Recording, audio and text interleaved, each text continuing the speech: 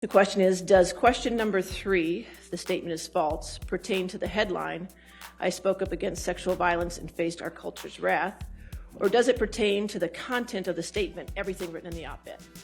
So I was going to answer to say the title is the statement in question for number 3. Good afternoon. Oh, let me get you copies. Do you have a question? Dr. Husa? I only have 2 copies, so that's what go. Let me just read into the record the question.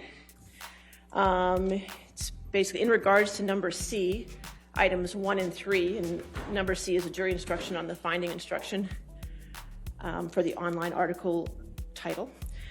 The question is, does question number 3, the statement is false, pertain to the headline, I spoke up against sexual violence and faced our culture's wrath, or does it pertain to the content of the statement, everything written in the op-ed? So I think the confusion came in this particular one because the statement in question is the title of the op-ed. So I think they're just confused as whether it's the whole op-ed or just the title is the statement. And it's clear that the title is the statement. So I was going to answer to say the title is the statement in question for number 3. Does that seem appropriate to everybody?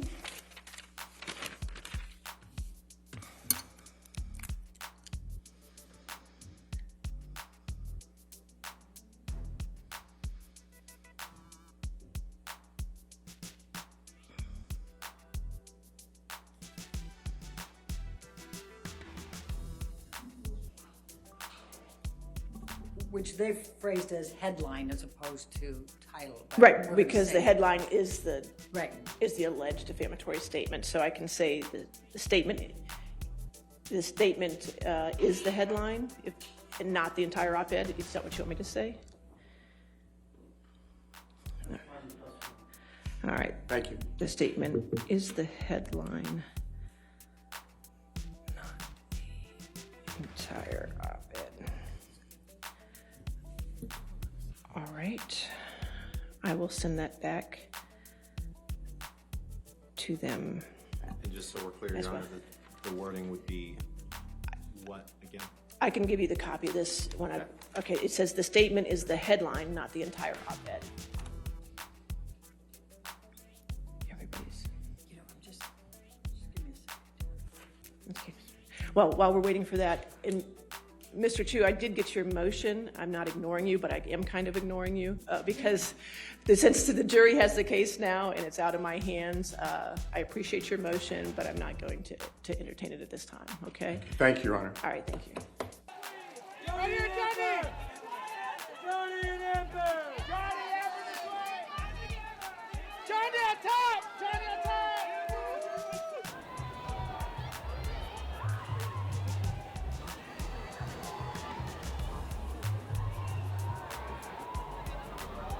Can they continue to have careers? Sure. But the challenge for people like this is, especially with Depp, his career has been so spectacularly successful that any suggestion or expectation that he can return to what he was at his height is really problematic. I mean, can he go on to have roles? Of course he can. He's a talented guy. But can he achieve that level of success? Probably not. Surely public opinion is on Johnny Depp's side. The people posting online and showing up at the courthouse and screaming out for him.